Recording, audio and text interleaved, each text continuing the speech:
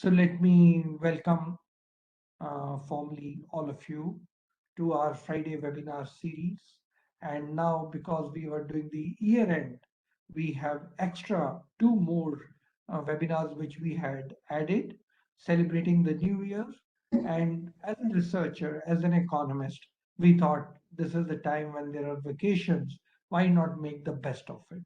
So this 2 weeks last, and this time we have four lectures as part of our eGrow webinar series.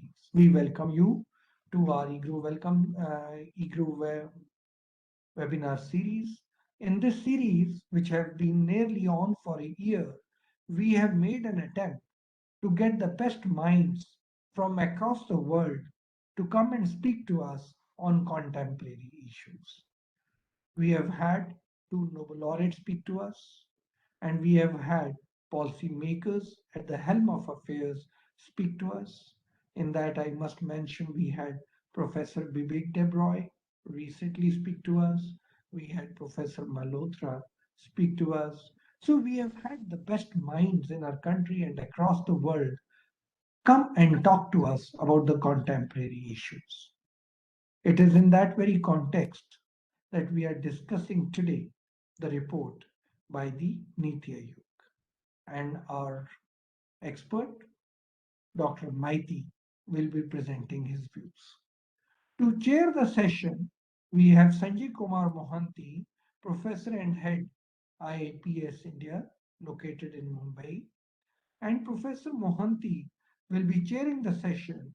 And a little brief introduction about him. He has lots of publications to his credit, and he has many awards. His interests and publications are in the area of demographics and public health and family planning.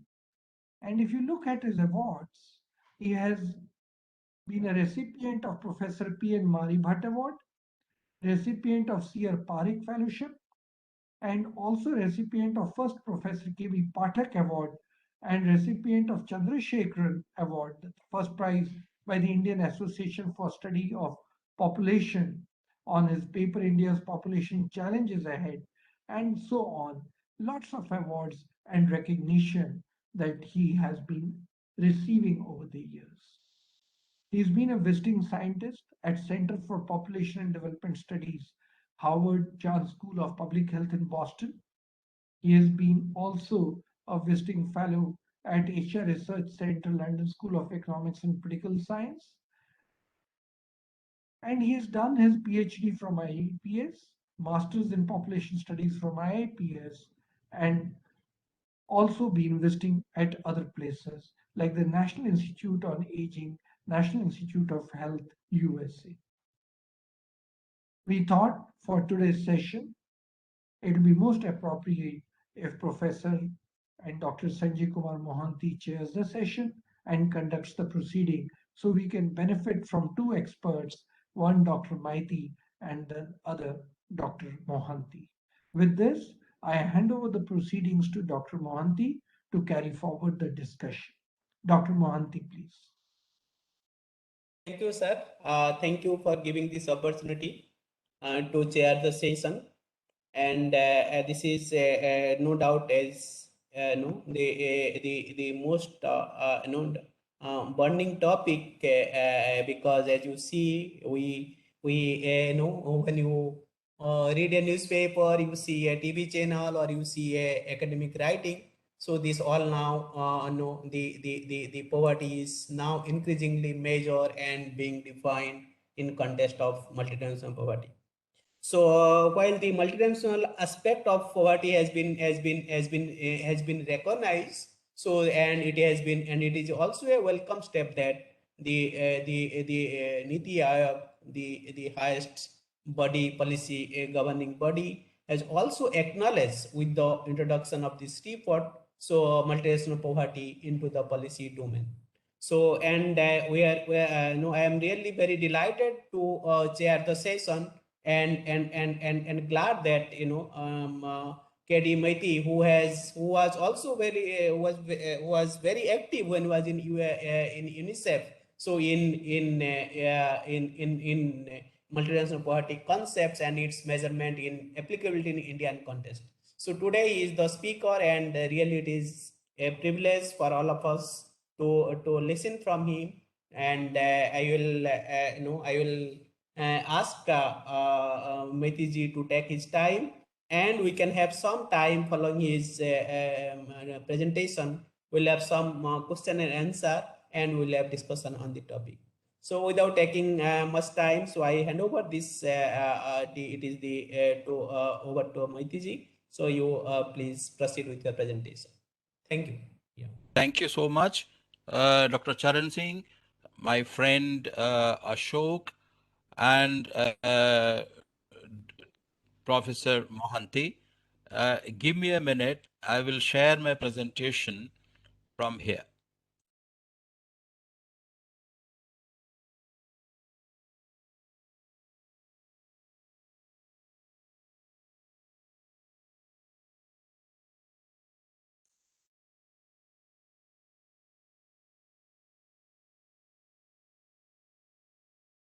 Is it visible? Yes. Thank you. So, good evening, ladies and gentlemen. Let me begin by thanking eGrow, especially my friend Ashok Bisandas and Dr. Charan Singh to have given an opportunity to me to speak on a very interesting and important subject of multidimensional poverty, especially the report which recently came out and produced by Niti Aayog. The subject actually is so current, mainly because it has such huge policy dimensions. And not only it will lead, or it should lead to policy dimensions and changes that is required, but also with regards to the implementation of several social protections and social policies in the country. So what I have done is I've divided this entire presentation for today into these following areas. To begin with, I will touch upon what we have been doing in terms of poverty estimation and the genesis of multidimensionally poor persons, briefly understand what is the methodology, which is generally known as Alkire-Foster method, and understand some of the critical metadata in this. We also try and see how the multidimensional poverty index computed by Niti Aayog, how does it differ from the global MPI, which is a regular feature of the Human Development Report. Compare results of NMPI, which means the National Multidimensional Poverty Index, and the GMPI, which is the global MPI. And then finally try and understand whether there is an element of underestimating the number of poor persons, and what should have been there in the NMPI report. That means what are we missing? And as the chair mentioned, that we will have a brief Q&A session at the end of it.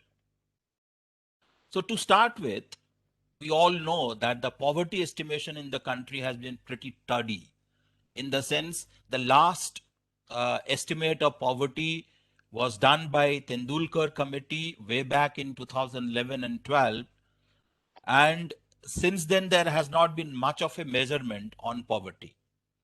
I do not want to go into the challenges and the criticisms of that poverty estimation, but what is important is that in the last one decade, the country has not had a very robust method of estimating poverty.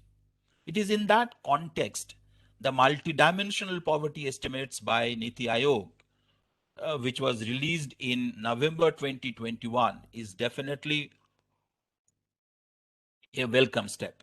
So what we discuss today is not about the challenges of the Alkire-Foster method, which should be there given a large country like ours, and the heterogeneity of the context is so much that whether a framework as global as Alkire-Foster method is suitable, and how that needs to be tackled, that is an issue which we are not touching today. That's out of the context of this today's talk.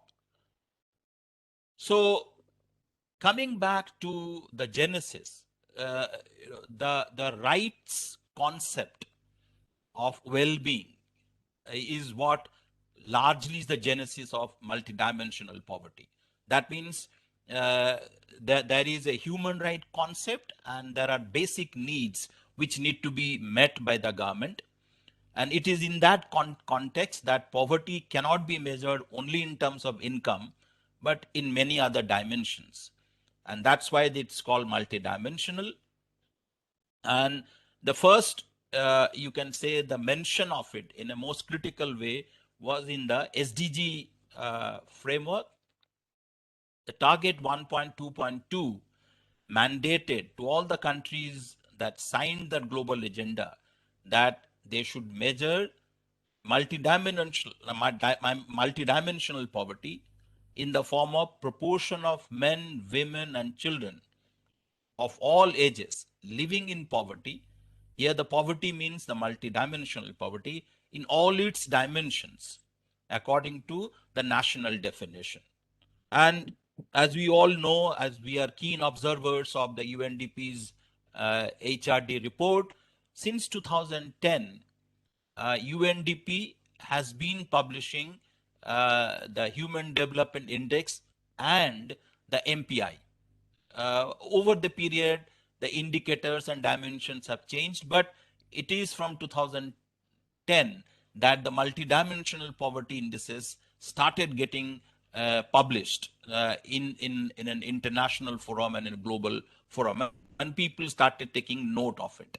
And the credit for bringing out these estimates goes to the Oxford Poverty and Human Development Initiative, OPHI, commonly known as, in the University of Oxford. So I have given some of the links. I will share this presentation with eGrow. Probably that will be good for all of us who we are discussing today to discuss about and look at where are these reports. Oh, sorry.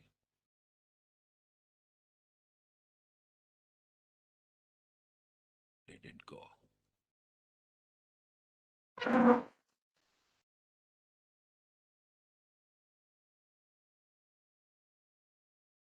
I think you have to excuse me.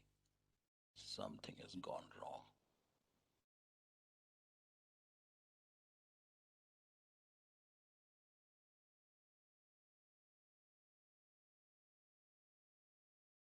Reconnect again, or Just give me a minute. sharing option again, you can reconnect or what, or you can press the now it's coming. Yeah, go down. Now it's coming? Yeah. Okay. So before we try and understand how the results are, let us understand some of the basic definitions. So basically, the Alkire-Foster method is a counting method, very simply counting method, but it counts individuals' achievement at the household level. And that achievement is done on a set of few basic needs indicators. And so all computations of deprivations are done at the individual level. So therefore, what I mean to say that when you pick up a data set, unlike in HDR, where you pick up a secondary information and start computing a composite index, this is not like that. So you go down to every individual in the household, in that sample, and try and see whether that individual is achieving the basic needs or not achieving it. Now, we will have an example and try and see a little more on this. The global MPI is based on 10 indicators on 3 dimensions, which are the health, education, and the standards of living, whereas the national MPI has slightly modified itself in terms of the framework. It now has got 12 indicators, but retained all the 12 indicators under the same 3 dimensions, which is the health, education, and the standards of living. The weights that are assigned to the dimensions and to the indicators are more or less equal, but its distribution is like this, that sum total of all weights given to the dimension is equal to 1. That means each of the 3 dimensions get a weight of 0.33, and suppose within a dimension there are 2 indicators, that 0.33 is divided into 2. Okay, so each of these indicators get 1/6 and 1/6. We will see that more in my subsequent slides. But coming out the counting method and identifying who are multidimensionally poor, the Alkire-Foster method uses a double cutoff method. In the first cutoff, which is generally called an achievement matrix, it creates a matrix of every individual in the domain, whether that person is deprived or non-deprived. That means if the person is achieving the minimum need or not achieving the minimum needs. The deprived ones are given a score of 1, and the non-deprived ones are given a score of 0. Okay, and then every individual is given a score. That score is multiplied by the weight of every indicator, and that's how the first deprivation matrix is prepared. Over that, now I have the whole lot of people who are deprived, or I would say the raw deprivation matrix that I have got. In the second cutoff, there is I would rather say an arbitrary cutoff that is given, and those people whose weighted score is more than 0.33 or equal to 0.33 are actually identified as multidimensionally deprived persons, or in other words, sometimes they are called multidimensionally poor. Okay, and then the usual terms that we have, that is called the head count ratio, is nothing but number of multidimensionally poor persons divided by total population, and it multiplied 100%. So in Tendulkar method, there is an arbitrary cutoff, whether in the rural 30 rupees, urban as a kind of final cutoff is given in the Alkire-Foster method, and it computes the number of people falling above that cutoff, and those are considered as multidimensional deprived person. A few more definitions. Most importantly is about of poverty. This has got a similar kind of a understanding like poverty gap ratio. The usual poverty ratio in our poverty estimations was you take an average of every individual that is below the poverty line, length of it, depth of it. You take an average of that. That's called the depth of poverty. More the worse is the situation. Here, the intensity is computed by averaging the censored weight of all multidimensional portions. I'll give an example. If density or the intensity is suppose 0.45, that means on an average, every person in that region is deprived by 45% of the weighted indicators. That means you have 10 indicators, and if your intensity is A, very simply saying that a multidimensionally person in that region is deprived in 45% of the weighted score of these 10 indicators. I have already mentioned that each indicator is weighted. And the most important thing is that they come up with a composite index, which they call MP, which is nothing but a composite index of the headcount ratio, that H, and the intensity of the poverty. Sometimes this is also known as adjusted headcount ratio. For example, if for India, PI is 0.123, which means 12% of multidimensionally poor people are acute, correct? Are acutely poor. These are multidimensionally overlapping.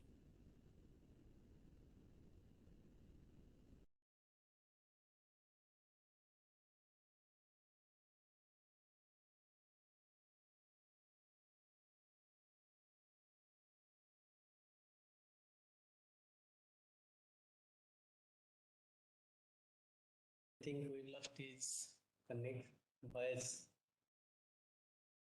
Yeah.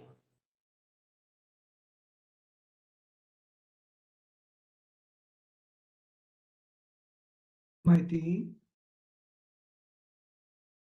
no problem. We can wait for a few minutes. He must be connecting again. In the meantime, Vivek will try to reach him.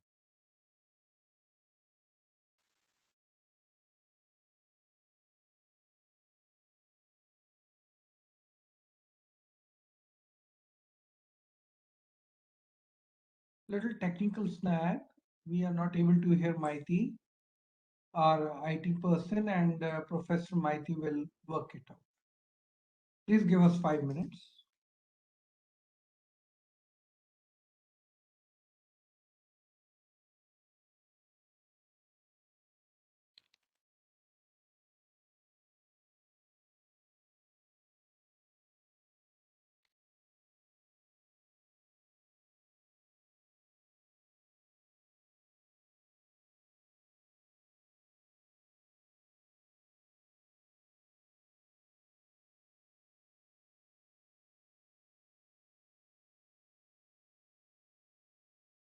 Maiti will join again. Professor Maiti will join again.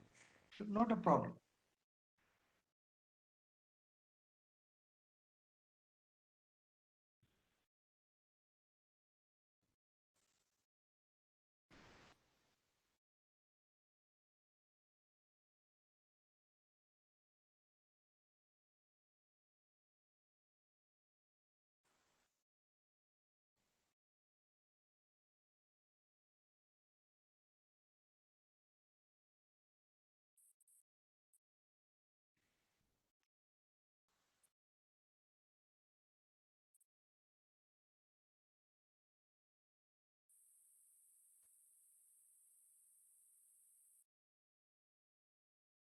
Maiti ji, you can once again Yeah, share I'm the joining. presentation. Yeah, we I'm sharing the, yeah, sorry. not here for some time. I don't know where it stopped. Go ahead, I will tell. Okay, I will skip it and then you tell me where I stopped. Yeah. Yeah, this we cover. Yeah, this was done. This also. Yes, this also you finished. This Yes, here you have to. Okay. So shall I start? Yeah, please go ahead. Yeah. So I was telling that the Alkire-Foster method, though it looks like a very simple counting method, but it is not so. So I was giving an example, a nutrition indicator defined as one of the indicators of the framework. It states like this, that a household is considered deprived if any child between the age of 0 to 59 months or women between the age of 15 to 49 years or man between ages of 15 to 54 years for whom national information is available is found to be undernourished. That means suppose in a household there is a mother, there is a father, there is a child, or maybe there are two children in that house, One is 0 to 59 months, between 0 to 59 months, and the second child is suppose 6 to 14 years. Correct? Now it says that for all those people for which there is some information in the National Family Health Survey, that household will be considered deprived if any of the three conditions are met. That means if the child between 0 to 59 months, if it is undernourished, then the entire household will be considered as deprived. Or if the child is nourished, but the mother, who is between 15 to 49 years, is undernourished, then the entire household will be considered as deprived. Or the father, whose age is between 15 to 54, if his nutritional condition says he is undernourished, which is computed from BMIs, then also entire household is considered deprived. That means if anyone in that household in these specific age groups are found to be undernourished, then the entire member of that household, even if others are not undernourished, they'll be considered as deprived. So let us understand. So it was not so simple that counting the number, but there are complexities in the measurement of it. So one leads to the entire household's deprivation. If the one member fails, the entire all the members in that household also fails. There's another way.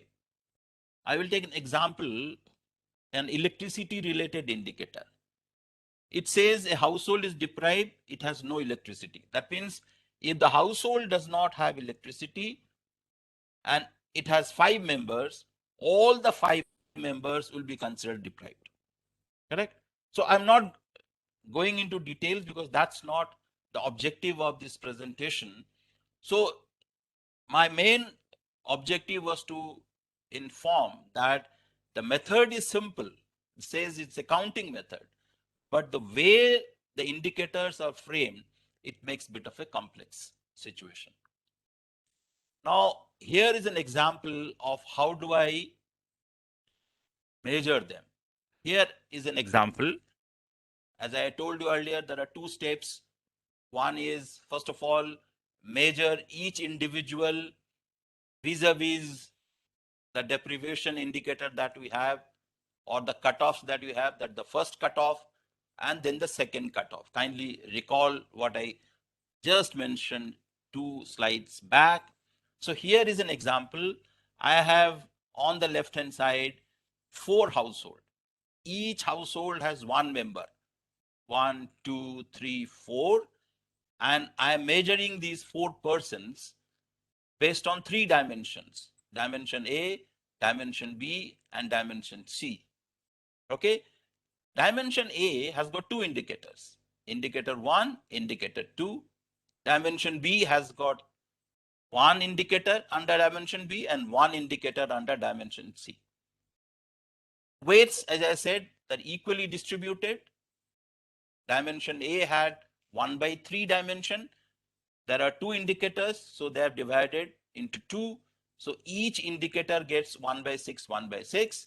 But dimension B and C, they each get 1/3, 1/3. And that's how the weights are distributed in the Alkeri-Foster method. Now, based on the achievement or non-achievement, each person gets a score of 0 or 1.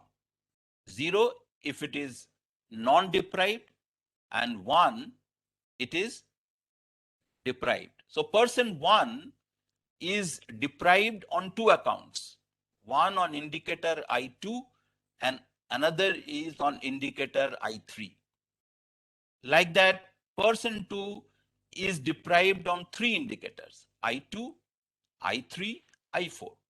Like that, all the 4 persons have been, first of all, that achievement matrix is prepared, and this is what it is given here. What we see here, for each of the persons, we create what we call weighted score. That means achievement multiplied by the weights, very simply. So person 1 gets a weighted score of 0.50, person 2 get a weighted score of 0.82, person 3 gets a weight of 0.65, and person 4 gets a weight of 0.16. So then the second cutoff comes in. The second cutoff had determined that all those persons whose the score is 0.33 or more will be considered as multidimensionally poor, which means that I have the person 1 as multidimensionally poor, person 2 is multidimensionally poor, person 3 is multidimensionally poor, but person 4, because its score is 0.16 and it is less than 0.33, he is not considered as multidimensionally poor. So of the 4 persons, I get only 3 who are multidimensionally poor. Now, based on the scores and other things, it computes the head count ratio, which is nothing but number of poor people. We had 3 out of 4. So therefore, head count ratio is 0.75 or 75%. That means 75% of the population in that region is multidimensionally poor.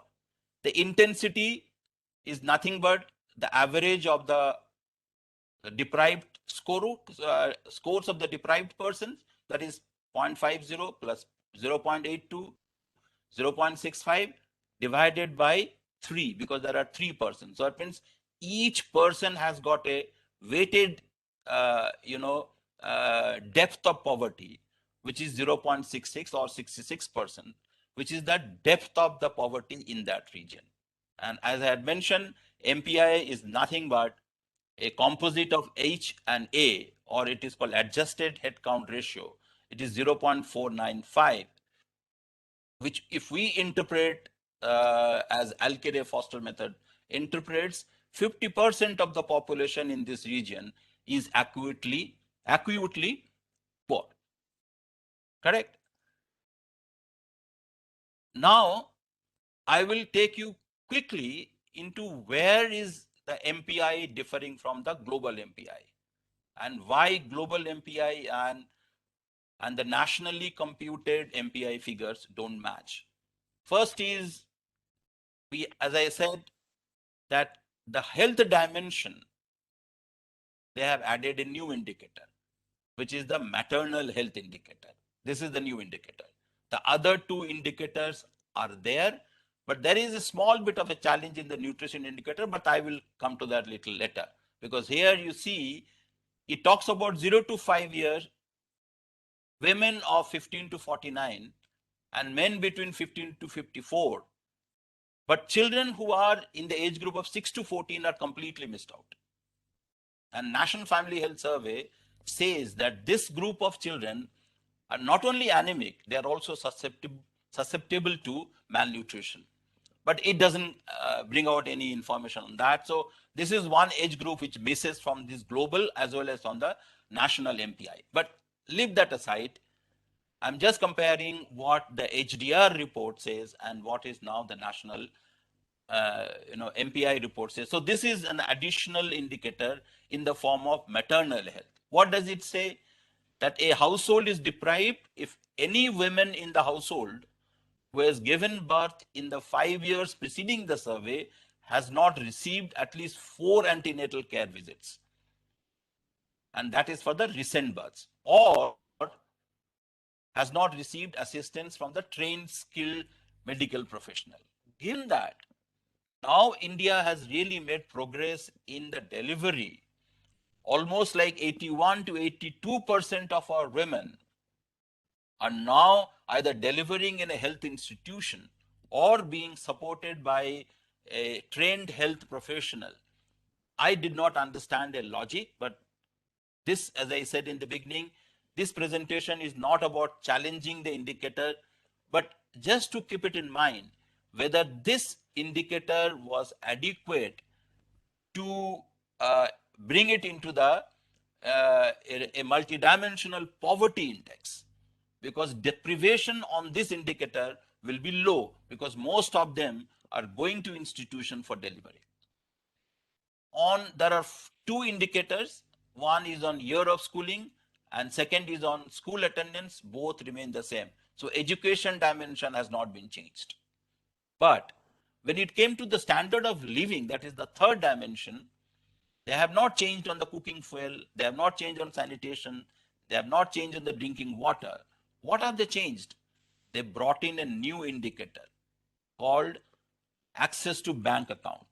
How do they define that? No household member has a bank account or a post office account. That means anyone, any household that does not have a bank account for any person, man, woman, child, if they have a bank account, then the house will not be considered as deprived. Please remember, this is a new indicator. Please remember, given the program of the country, the way that the new government brought in the Jan Dhan Yojana, and what NFHS also says, 90% of the population has got a Jan Dhan Yojana account. So, which means that 90% of the population under this framework will not be deprived. Only around 10% may be caught into this. So this is again something that probably the policymaker and the framework determiner should be able to consider whether this was an appropriate indicator or not.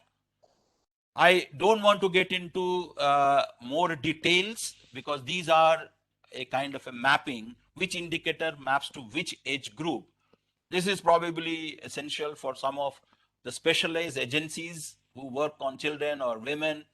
That it is for them, it will be important, but I will leave it at that point. Now here is that slide which gives us the distribution of the weights. Now this is I have picked up from the Niti Aayog's report. The three dimension, health, education, standard of living, each have been given one third weight, but the changes have happened at the third tier. What has happened? Now here the nutrition indicator have been kept at 1.6. Earlier there were only two indicators. Globally, health had two indicators. One was on nutrition and another was on mortality. So each had a weight of 1/6 and 1/6.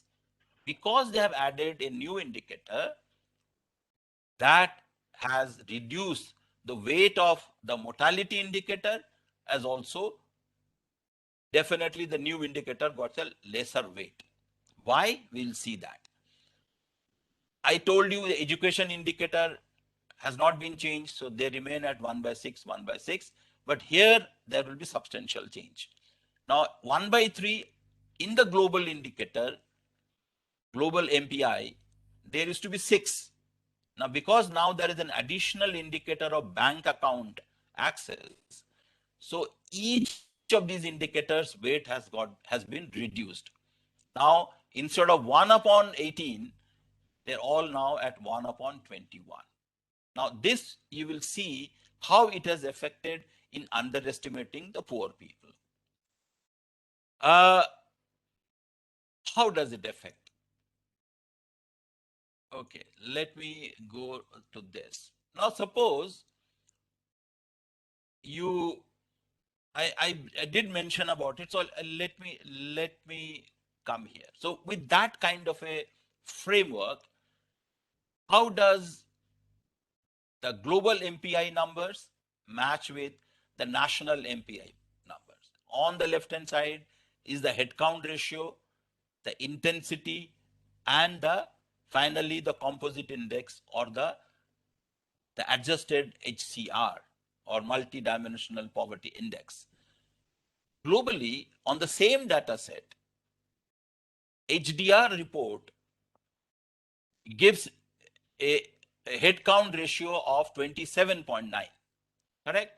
And the report says, if you translate that into absolute number, 370 million people will be multidimensionally poor population.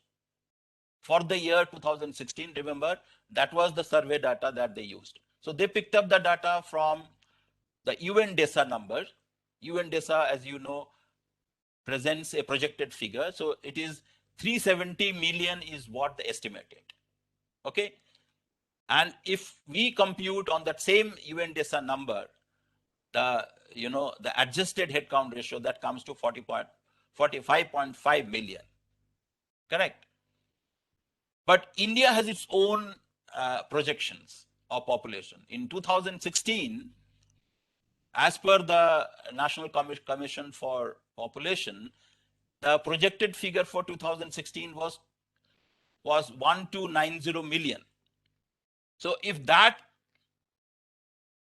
population figure is picked up and the HCR proportion taken from the Niti Aayog's report, which is 25.01, distinctly different from 27.9, in 2016, there were 323 million poor population. So you can see the reduction in the multidimensionally poor people in terms of number. They have straight away reduced the number by 37 million. Correct? And in terms of the what do you call adjusted headcount ratio, as per the global MPI report, there were 45.5 million people who were acutely poor. That number, as per our the Niti Aayog's report, comes to 38 million, which again shows there is a reduction of 6 million multidimensionally acutely poor people. Remember, our estimate is based on National Commission for Population projection given by the Office of RGI. But if we bring down that, this population of UNDESA, which is generally a little on the higher side, to the NCP's number, even then you had 360 million. So these 360 million minus 323, that means we have a same base of population that comes to 37 million. But if you consider 370 million, that will be much larger. Same thing, the acutely poor number will come to 44.3. So that means this 44.3 and the NCP's based estimation is 38 million. That also shows a reduction of 6 million. So by changing the indicators, what has happened that we are underestimating the headcount ratios as projected by the Niti Aayog.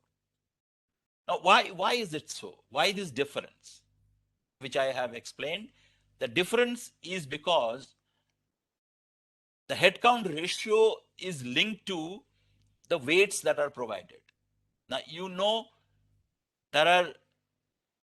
the child mortalities weight has been reduced.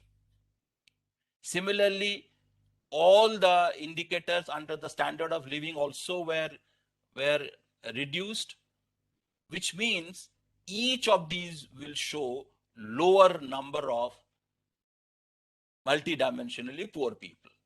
That is one very, very glaring reason which seems to have made a difference in underestimating it. Now, how does it look like with this changed scenario?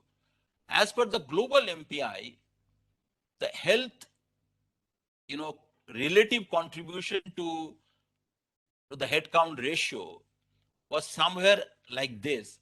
Health was contributing around 32%, education around 23%, and standard of living, which was probably the worst area of deprivation, was around 45%.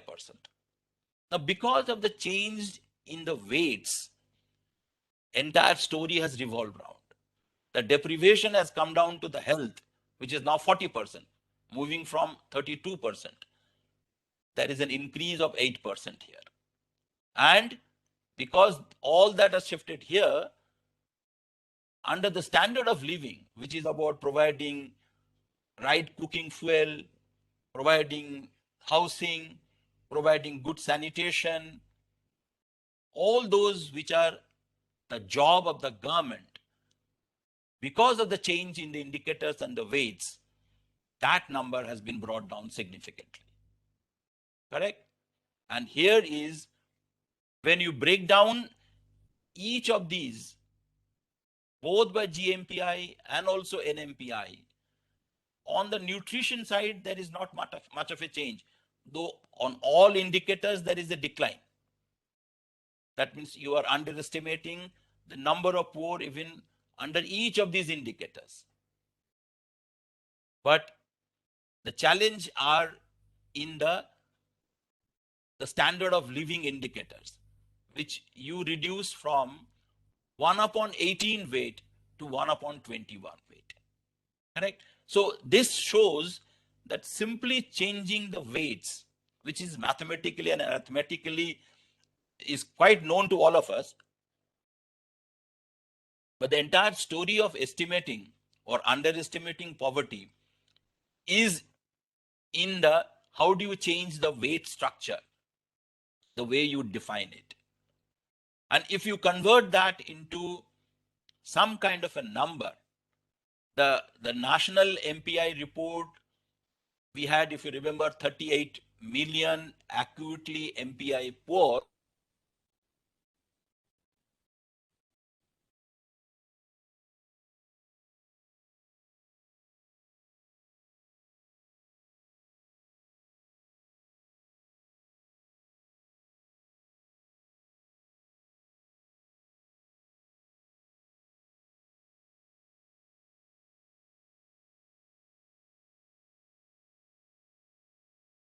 So I think he has disconnected again, it seems. Not a problem. Vivek, just fix it. Vivek, just speak to Professor Maiti and fix it, please. We'll wait another few minutes. Not a problem.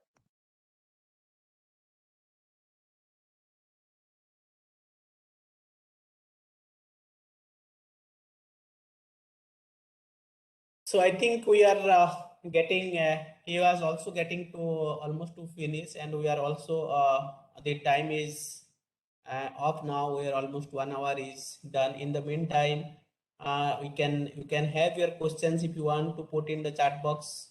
That is also all right. And let him join again. He will address the few of these. So I think you can keep your questions ready. So once he join, we can ask him directly to take on the questions, because so I understand that there is one more session after this. So and we need to be.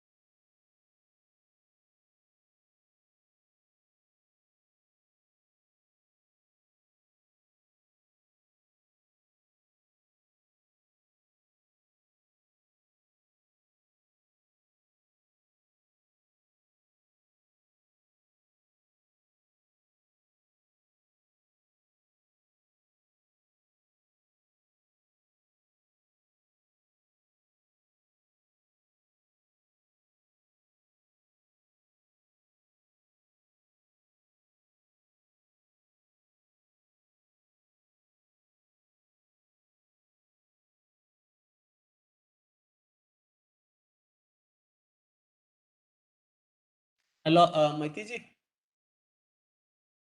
Can you hear me? Yeah. So can you? How much time you will take more? Bas, another 5 minutes. Okay. We are about 5 o'clock.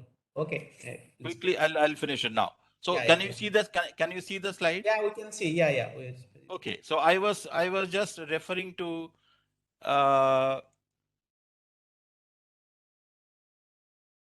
I was referring to this slide showing if you break it into number of people, we do see that the nutrition component contributes significantly to the multidimensional poverty, and uh, and this is another representation of which indicator is contributing more. Obviously, the cooking foil, the cooking fuel, the sanitation, housing, and nutrition are the major contributor to this entire multidimensional poverty. So lastly, what we want to say is that what is missing from the report, that is very important, and what is missing from the report is the critical disaggregation of the multidimensional poverty in terms of men, women, and children, which is the mandate of SDGs target 1.2.2. And uh, specifically for children, we know there is a report which UNICEF had developed with OPHI, which kind of estimated number of children who are multidimensionally poor in the country, which comes to around 150 million. So it will be interesting with the new kind of framework which Niti Aayog has brought out. How many multidimensionally poor children will be there? How many scheduled caste, scheduled tribe, or by religion, or even by specific locations? So these are some of the new areas of computation which is required. I think the government will pick up these new areas which are very critical, and at the same time I also would recommend the government to look at the framework little more clearly, so that we don't lose sight of the people who are really deprived, and not adding indicators to reduce the number of poor people. I'll stop here, and over to you, Professor Mohanty. Thank you so much. So it's really interesting to hear you, Mr. Maiti. So this is a very elaborate and detailed presentation. So how the changing of two indicators has changed the estimate, and what are its implications in terms of the estimate of poor people? What are its implication in terms of the contribution to the different dimension, and for policy for policy perspective. So I will. I'm sure, because with such a despite this technical glitch, so the audience, this is quite a large audience. I can see, so over about Yes. 70 audience there. So I request all of you to unmute, and please pose your raise your question, and I think Maiti will answer that. Yeah. Yeah. So I can Dr. see. Sanjay, Dr. Yeah, Professor Osaf, please go ahead. Yeah. I must congratulate Kanchan Mathi for giving such a comprehensive presentation on multidimensional poverty, and he has brought so many new tangents which were not known in the to the common people, even the specialist statistician. And he has brought such very comprehensive, and he has dissected the multidimensional poverty by layer and layer and peel by peel. I really find it's a very rich presentation. My only question is, I have understood what he has said, and most of his observation I agree. Just one clarification, Methi. The new dimension or the new tangent of accounts, the bank accounts was introduced, and that made the weight of each of those components from 1 by 18 to 1 by 21, and therefore on that particular aspect of bank account, we would have scored much more, because 90% of the people have the bank account because of Jan Dhan Yojana, and therefore the deprivation will be less. So what's your take? Because if I correctly understood, you say the deprivation because of the weighing diagram of that particular component on the quality of living has reduced, but on that account, the bank account, it has increased because earlier it was 0, now it has made 1/21. So how it is relevant for the poverty, your personal view, and how overall comparing the national and the international multiplier, how it will impact in your opinion in terms of the HC, the head count ratio. Okay. Maitiji, you want to respond to that? Yeah, it's a pretty interesting question, Ashok, and so it will take a bit of a time. But if I have to be brief, Yes. you know, there could have been a time where we could have introduced access to banking as one of our deprivations at the household level. Now, when I'm in the job of estimating deprivation, I probably would have selected a suitable indicator, one that comes into my mind, and we have been discussing with experts like Professor Mohanty and others, is that could there have been an indicator on access to insurance, largely the medical insurance? That number is also available from the National Family Health Survey. If that is the survey which you are targeting, which I believe is not a very comprehensive survey for this kind of an estimation because it doesn't capture all of it. But if you are really interested working only on NFHS, and then if there is an indicator where you do not have much of a deprivation, I think somebody is talking. Sorry. So if in my view, inclusion of the access to banking could be a political decision, but if I'm truly interested in capturing deprivation, I would have probably preferred a new indicator where the government could have gained in terms of their policy and reaching the most unreached population of this country. So this is, I believe, could have been an ideal way of measuring deprivation. There are definitely many other indicators which could have been added, but in the living standard, having a bank account probably may have a very remote kind of an association. Some more suitable indicator could have been there. Over to you. Yeah, Thank please. ask a thank question, you. sir? Could I ask a question? Yeah, please, Professor Charan Singh. Yeah. Sir, I am K. Mahesh. I am a civil servant secretary in Puducherry government. My question is, when you talk about the multi-dimensional level of poverty, and you said it includes the human rights.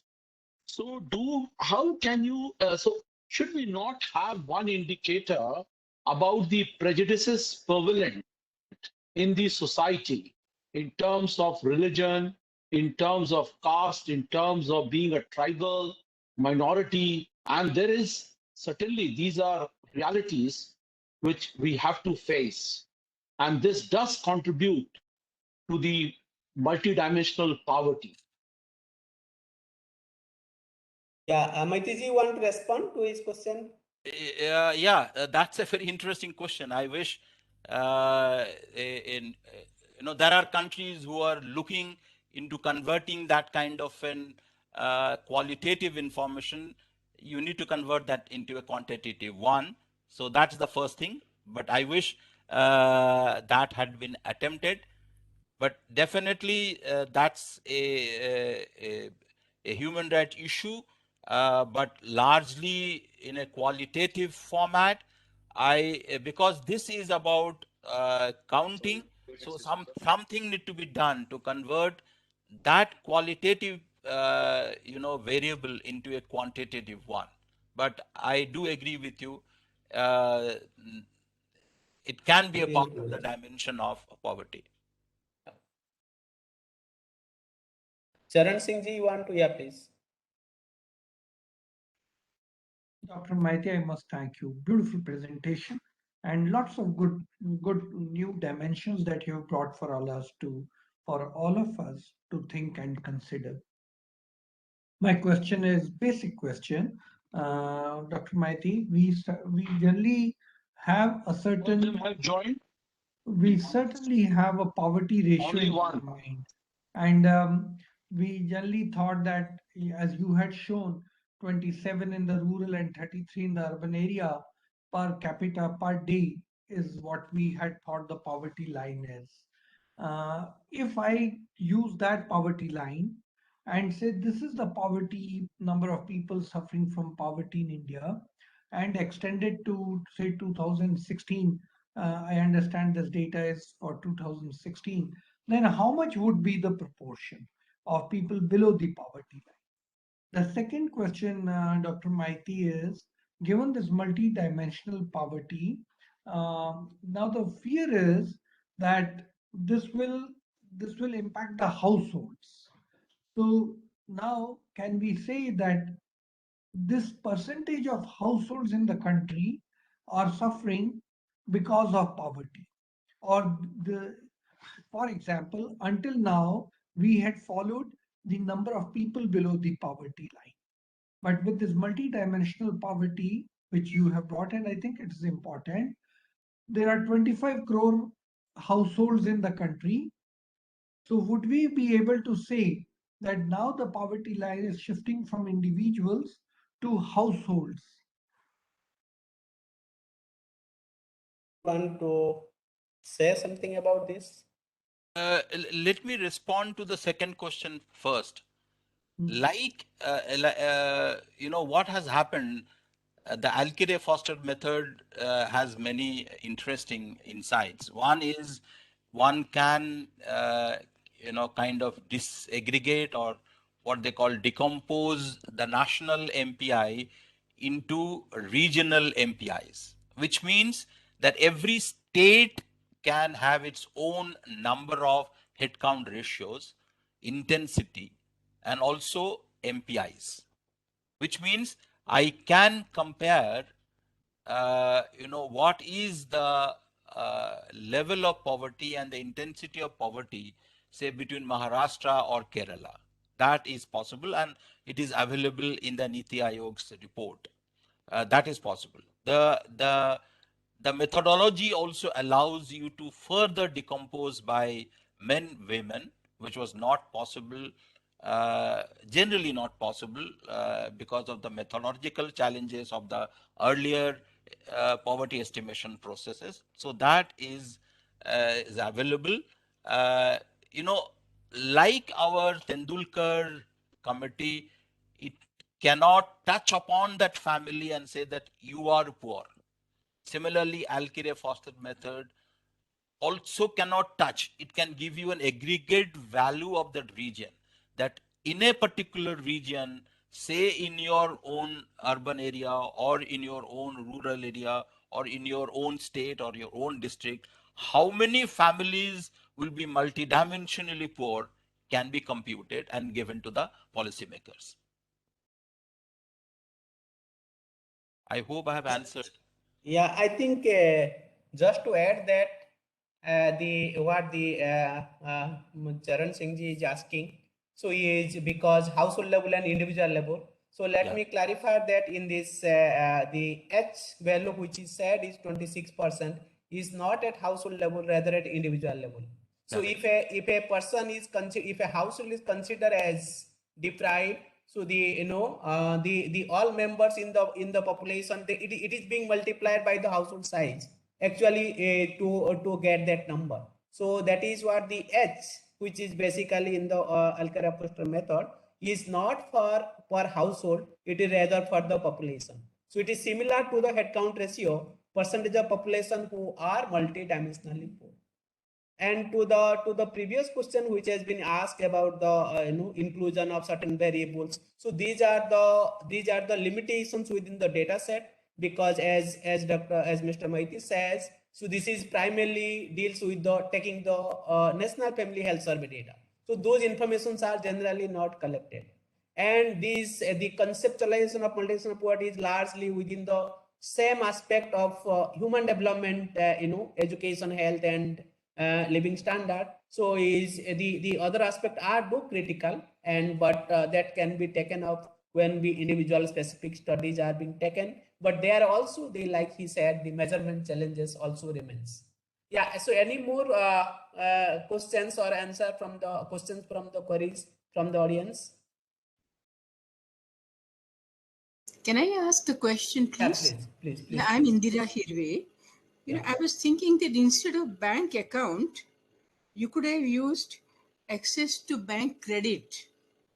I mean, government could have used access to bank credit rather than bank account, because bank accounts are for each and everybody these days, but credit Yeah. is not available to them. So maybe that could have been a better indicator. Sure. But provided that information is available from the survey data, one of the challenges of Alkire-Foster method that all the variables has to be in the same survey, because this is about a time point. Like, for example, I was talking about a survey in 2016. That means it only provides estimates for that year, because the measurement of achievement has been done in that year. Unlike the Human Development Index, where it captures information for several years and then creates a composite index, slightly differs from that, this MPI. So, but your point is right. Provided these informations are collected in the National Family Health Survey, or if the government wants to do an independent survey, as Professor Mohanty is doing with the government of Maharashtra there. So let me tell you, one of the, these are all good sides of the multiracial poverty, and it's this is, see, all is not well as far as multiracial poverty is concerned, because the one limitation, as you have been all been raising and realize, those are the critical variable which would be more meaningful than the variable which has been included in the estimation. But the exercise is primarily use demographic health survey in the developing countries. Whatever the structure of the variable is available in the data set, so they primarily deals with that. So that is what you do not find many of these relevant variable which you have been referring in the process. Now this exercise is primarily by looking at what exists within that, what best is the variable, as somebody has been telling, putting further health insurance would be a more meaningful variable, as Maitiji said, than that of bank insurance. I do agree with that, because it is more meaningful than, because that data is readily available. Yeah. Any other query? If not, I think I must thank Mr. Maitiji for a quite very good and interesting presentation. We all enjoyed, and I know we look forward for more involvement of Maitiji and in this aspect and this work. So so at the outset, I thank also IGROW for giving me this opportunity to chair the session. And thank you. And I understand you have another session. So so I hand over this to the to you, sir. Thank you. Thank you, Professor Mohanty. Thank you, Dr. Charan Singh, and my friend, everyone. Thank you, participants. Great pleasure. And Sir, thank I you had a for. question. Yeah, go ahead quickly. I'm Go so ahead. sorry. I'm so sorry.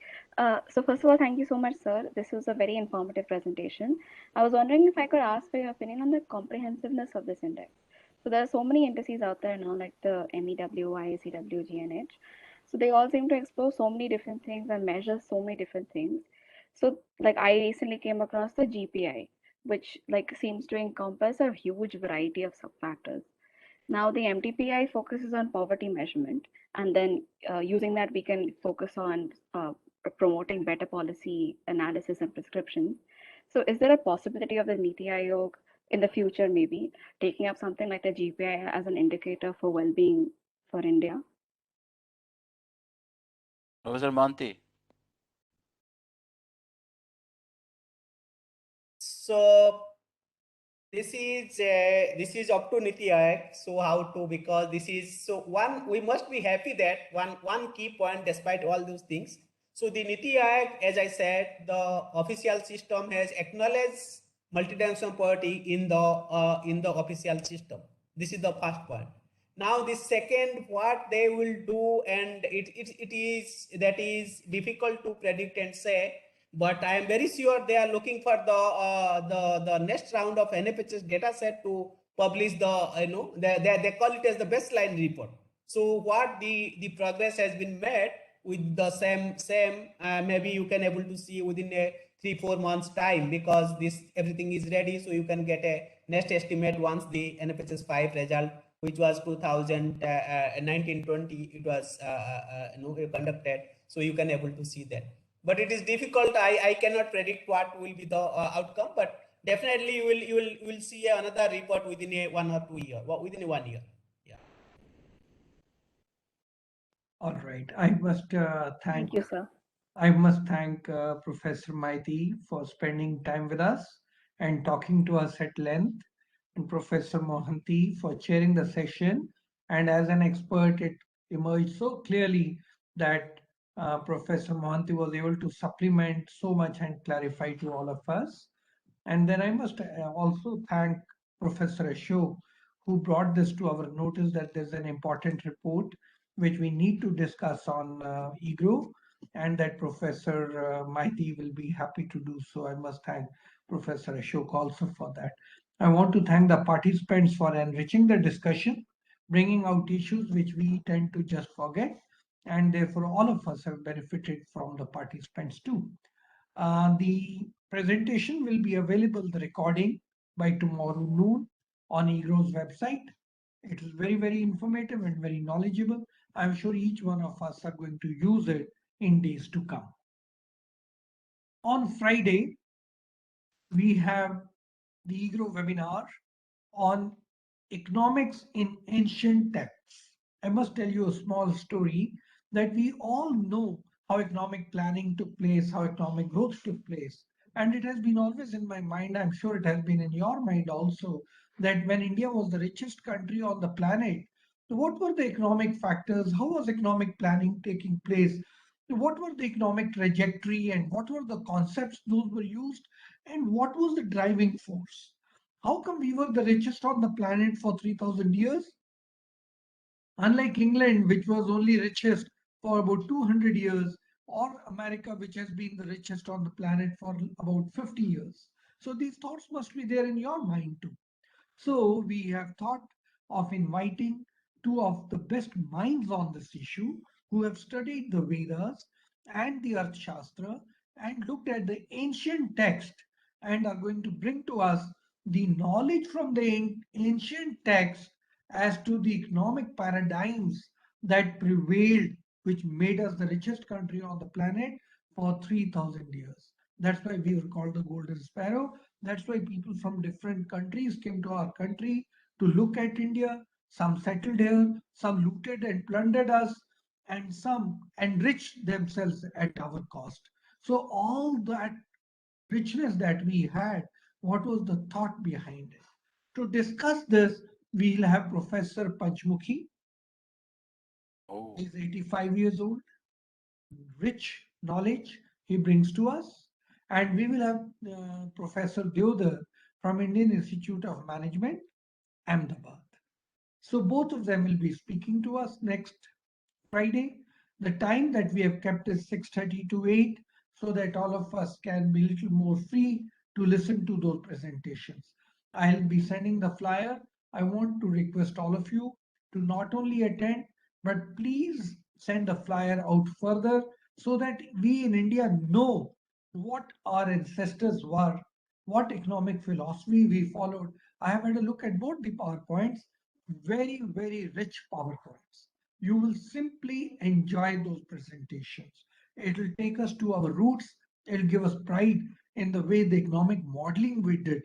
Unlike the present day modeling, where within 100 years, there is global warming which has taken place.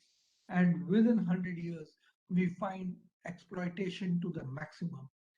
The model which we had in India, which helped us to grow and be the best, was sustainable for 3,000 years. So I would invite you and your friends to come and please participate in that webinar on Friday from 6:30 to 8. With that, let me once again thank each one of you for your presence today and look forward to meeting you next Friday. Thank you. Thank you so much. Thank you.